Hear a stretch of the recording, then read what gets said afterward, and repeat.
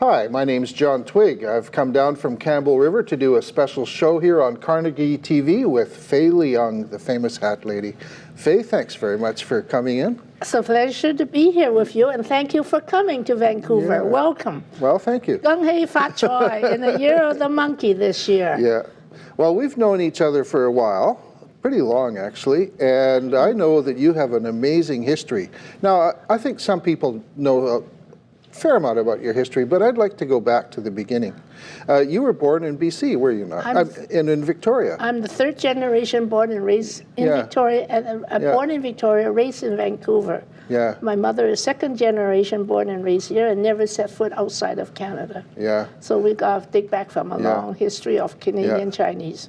Well, that's funny you should say that, because I was going to explore, you know, we know there's a lot of Chinese Canadians in BC, but you know, you're a Canadian Chinese because, you know, you were born and raised. Even though I am born and raised here, and my mother's born and raised here, but we're still considered as Chinese and not recognized as Chinese Canadian. That's the saddest part during the lawful discrimination and restriction at that time against all Chinese. And that my mother and her siblings were not allowed to enter the Canadian or the Western or the English school, so they're English illiterate because we're Chinese. We're not allowed to enter. Just like the blacks in the United States are not allowed to be to the education system. Well, were you able to go to a public school? I'm not sure. After that, my mother's, my mother is a family of 10 siblings.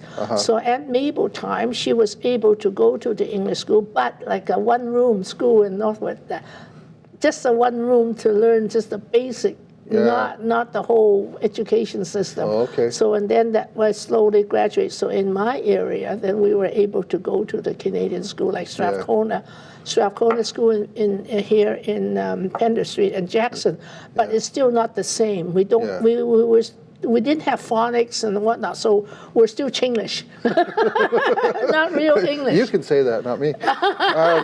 Now, your father operated a school in Victoria, did he not? My father and mother is very prominent community leader.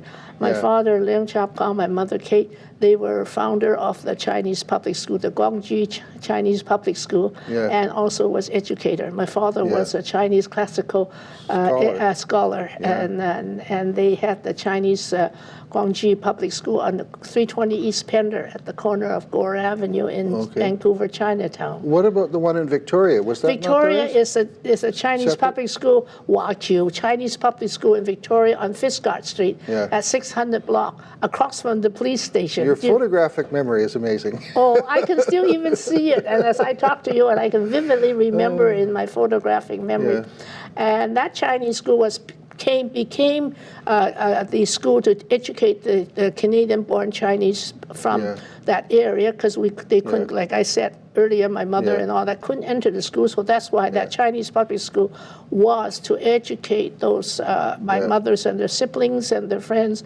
And the scholar was brought in from China to teach them. Well, and there's a point that I've been hollering at the government, who doesn't know they charged those scholars $1,000 bond to come then at that time 1930s? 1920s to teach. Just imagine how much that is now. Yeah, to teach. In 1929, my father paid $1,000, and right up until 1948, 49, my uncle Stephen, who was a teacher at the school, and my husband Dean Chun Kong Leung, $1,000. My father-in-law put up that $1,000, and that's a lot of money at that time. And I have been telling the federal government and BC government, you talk about the head taxes, you talk about all that other taxes. What about this? And what about that you had to have it before that they can land in Canada? The job is only to teach as an educator for the students. Now, you were born in Victoria, but you moved at a young age to Vancouver, is that right? Yes, well, but still we connect with Victoria continually. We never actually left Victoria because the homestead was there, the aunts and the uncles and grandfather was there. So it's always, at that time, you know, the Canadian Pacific steamship sailing from harbor to harbor was easy to go back. Now, your grandfather was really a pioneer. You know, like the 1800s pioneer. I think.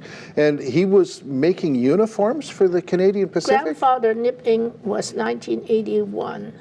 1881. Yeah. Started the Yik Fung Company on 544 Fiskart Street. The building is still there. That's Victoria, by the way. That's in Victoria. That's where we were born, and that's where our first home was. Yeah. He was the first Chinese merchant, the first Chinese textile manufacturer.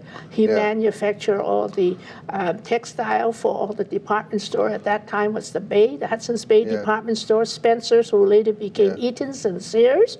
And also like all the tea towels, the linens and pillowcases and all that.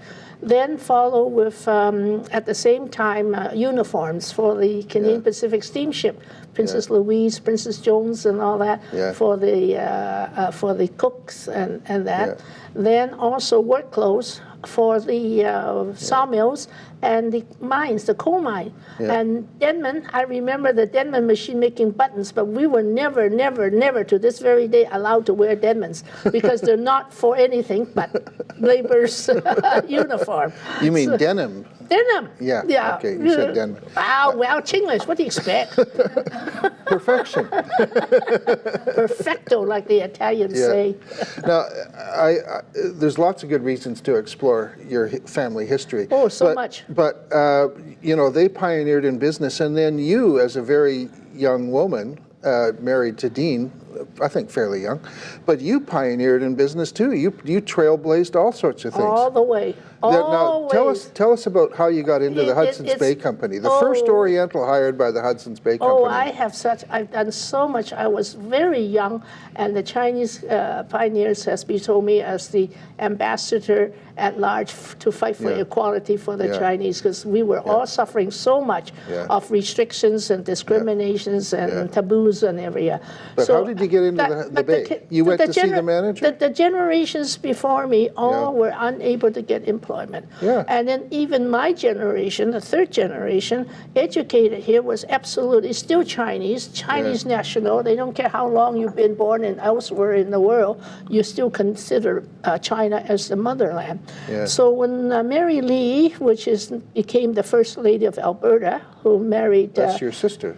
No. Mary Lee is the First Lady of Alberta marrying the Lieutenant Governor Normie Kong, the Eskimo. But that's not a relative of yours. No, but Mary Lee graduated together. Oh, okay. Yeah, because you two went to the Bay together, did you not? No. Where was it? We graduated together at the Vancouver College, and we were very young.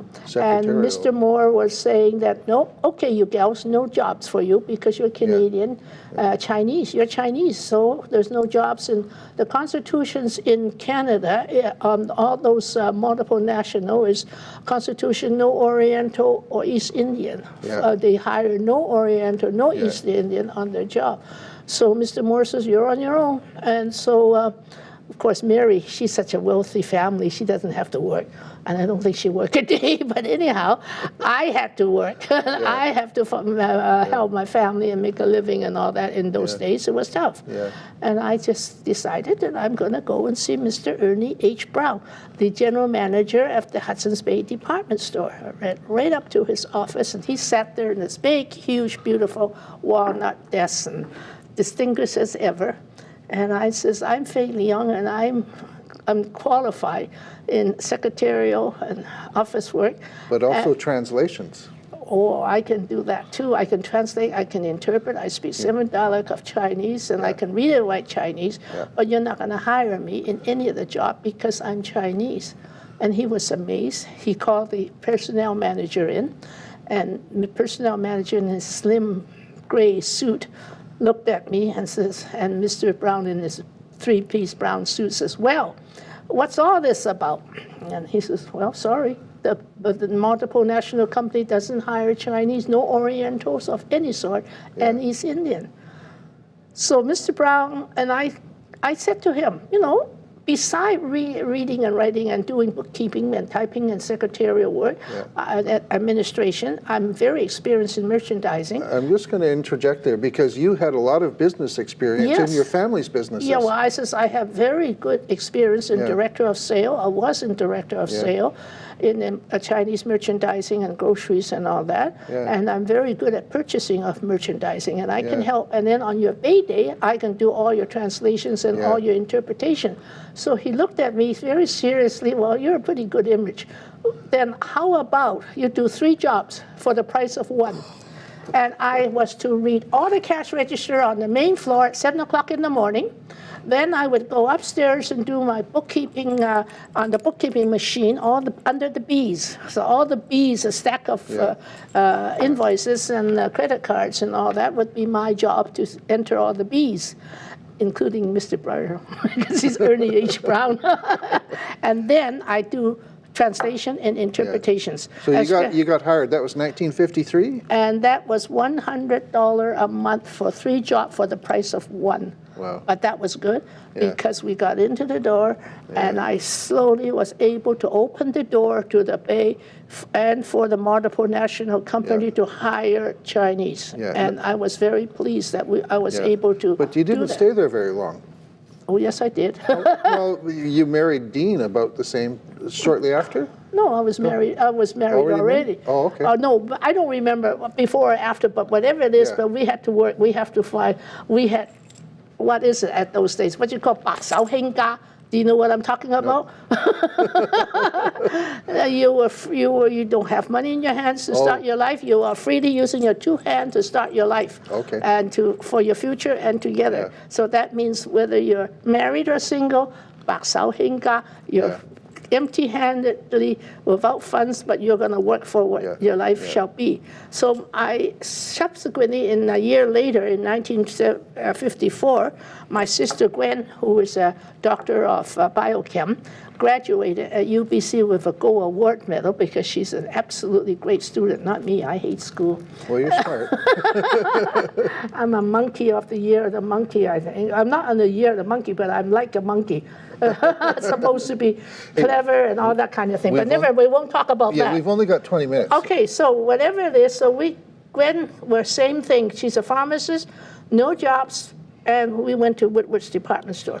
At that time was the largest pharmaceutical and Western department store in Vancouver. You remember the Woodward's department store on Abbott and Hastings. So we went directly to the pharmaceutical department, Mr. Davies. You're not going to hire Gwen because she's Chinese, huh? So Mr. David was kind enough, he went to the board of director to try to change that constitutions of no Oriental and East Indian. So that's how Gwen conquered Woodward's department store and opened the doors for the Chinese Canadians. So we're very proud. We got to move forward. You got a real estate license at a very young age? Oh, I was the youngest in license of real estate broker in Canada. And then you and Dean opened the first trust company in Chinatown? Oh, we opened our Pender Realty and Insurance Agency in real estate insurance of all types, financing, property management, mortgages, financing, construction, development, and trades, international trade, etc. But in 1962, I have convinced, I just felt there was business in the trust company that is missing because there was no money depositing or people knowledge of deposit account of daily interest in trust company at that time. And I was doing a lot of correspondence of banking between Hong Kong and Far East and Canada. So instead of correspondence, I said to the Western General Manager, J.D. Wilson, I says, you know, you're missing the boat. And you're the trust company. There's no trust company in Canada that has a branch office in anywhere in Canada that can take deposit. And I think that I should be the founder of that first trust company branch office in Canada. In my office, we will organize it. We will educate the people of daily interest and take deposit instead of quarterly interest. And what was the address of that? That was in my Pender Realty, right in the heart of Chinatown, 156 East Pender. And I rocked the financial district. They went berserk. That how come Dean and I was the first one that found and opened the first trust company branch until you got so much deposit, thousands of deposit. then they opened, that's where the Chinese Now, the branch is now. You also pioneered some international trade, but I don't think we have time to get there. Oh, that's another story, another but time.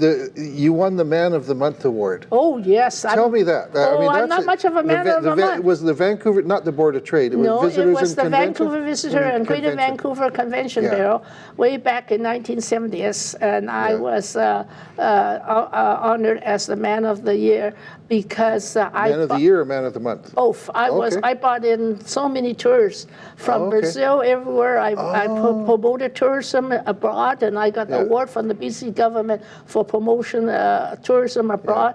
I'd done a lot of tourism since 1949, and then in the 70s I was awarded that. So I said to Mr. Harold Merrily, he was then the general manager, I said, I'm not much of a man, because subsequently, 15 years after I got my second son, was born during that period. That was on Centennial Year, the year of Canada's Centennial, 1974. Okay, we got a few minutes left, but as we're recording this, it's the day after the funeral for Dal Richards. Yes, and current affair. You used to dance at the top of the... Mandarin. The top of the Hotel Vancouver. Yeah, we didn't even mention your restaurant, the Mandarin, don't talk which about pioneered that. the dim sum. Here it is. But the dancing skills, you and Dean, your husband, were really good dancers to the point that everybody else on the floor would walk away to watch you do the tango to Dal, and then and you and Dal became quite close, I gather. Yes, that's right. We danced there before we were married. We were young teenagers. We were dancers, and with 43 years we danced together. Tango, creek waltz, the rumba, the samba, the bossa nova, the cha-cha-cha, the Congo, you name it, we danced it. How did you practice, or where did you practice? We don't practice, we just dance. did it? But Dean has his own calligraphy. You follow him and you dance. And you dance and you dance and you dance. Well, and this is why I wrote a very lovely details of Dal from the beginning of the time when we danced to the very last. This is Dal who wrote me this in his own handwriting last year, September 29, 14. Because I asked him at lunch down here in Broad Street, I says, a lot of people want to know what is the name of your theme song, The Last Dance. So he says, to Faye, Dal Richards' theme song, The Hour of Parting. And Dal Richards signed it September 29th, and his email, his telephone, and he said, you are marvelous, Faye. You're the same. You danced to my orchestra back in 49 and 50s. No, very touching thing. I think we've got time to squeeze it in. Your husband, Dean, died on that dance floor. Yes, it was very sad. And but Dal said, I wish I could go that way. Oh yes, because Dean and I was dancing the quick waltz on the Blue Daniel, and Blue Daniel was one of our favorite songs. And he doesn't do much work. I'm the one that does most of the footwork, and he's very good at leading that. And all of a sudden, he let me off the dance floor. He escorted me to the dance floor and sat on the table. And I said, you're not feeling well. And this couple follow us.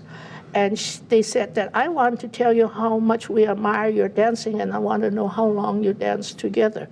And you are just like newlyweds dancing cheek to cheek, and I were just so thrilled to see you dance. So Dean was just raising his right hand to his eyebrow to answer him. We danced 43 years, and we've been married for 40 years, over 40 years. And he closed his eyes and went. And that was the time of the Blue Daniel still playing. It was heart failure. And doctor said even with a second he wouldn't have. So Dal Richard said to me a few days after, when we were talking, when he phoned and gave me his condolence, he said, you know, I want to go that way, but only with my sax or trump in my hand, because he did was just, in a way. Well, he didn't make it to New Year's. But he was at home. Playing up to age 99, so. No, he's 98, pardon me. 97 is 97, when he, on December the 31st at 11:41 he died in his home. But he was sick for a few weeks prior to that, I was told. But and they were just so good to me at the Hotel Vancouver. And Nancy Wong was a director, and Louis, and they were so good. And later I met up with this couple at the Tong Louis, the chairman of the London Drug memorial, and they came over, and I thanked them. It was us that was with you at that time that asked that question, so it was really quite sad, Well, and I Faye, miss him very much. I know. And I got to thank you for doing this. It's my pleasure. We're done. But, you know, folks, Faye's working on a set of books, some history storytelling books. And I sure hope we find some sponsors to get those books Oh, we need done. sponsors to get an edit. Yeah, you be a good editor and have it published, perhaps. because it's tremendous stories, part and parcel of the Canadian history. We just scraped the top here. Of Not even a top. Yeah. We haven't even scraped anything. It's not even a drop. Yeah, there's But so it is much. important Canadian historical heritage, preserved for posterity, for future generation to know of life as it happened. The life and time, the heart and soul that woven the gold fabric, but inlaid with black thread, that the fabric of society, to give back to society. So thank you ever Thank so you. much. Oh, you're welcome. And happy Chinese New Year, the Gong Hai to monkey. you too. Gong Hai Fat Choi. And thank you for watching.